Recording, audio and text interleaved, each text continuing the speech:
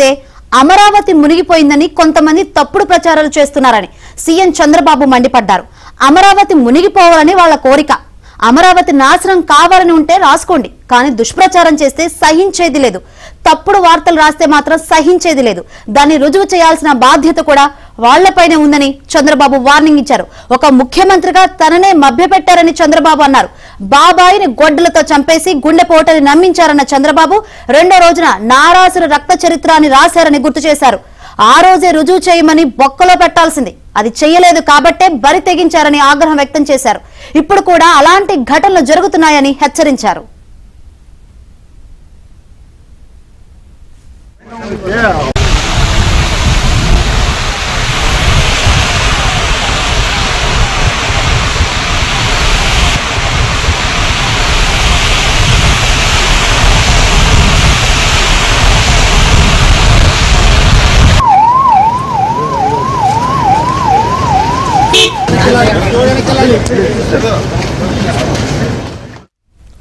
గుడ్లవల్లేరు కళాశాల లాంటి ఘటనలు పునరావృతమైతే కఠినంగా వ్యవహరిస్తామని సీఎం హెచ్చరించారు.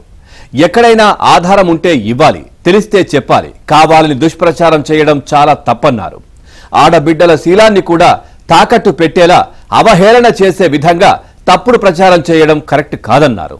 ఈ ఘటనపై ఎవరితోనూ రాజీ పడేది లేదన్నారు. ఢిల్లీలోని కంప్యూటర్ ఇంజనీరింగ్ రెస్పాన్సిబిలిటీ సంస్థ శాస్త్రవేత్తలతో మాట్లాడామన్న సీఎం అక్కడి నుంచి సాంకేతిక నిపుణుల్ని రప్పించి పోలీసు విచారణలో తేలిన సమాచారం అంతా తీసుకుని ఇక అనుమానాస్పద వ్యక్తుల ఫోన్లు, ఐప్యాడ్లు తీసుకుని అంతా విశ్లేషించి వాస్తవాలు ఉంటే ఎవరి ప్రమేయం ఉన్నా ఎంత కఠినంగా వ్యవహరిస్తామో తర్వాత తెలుస్తుందన్నారు.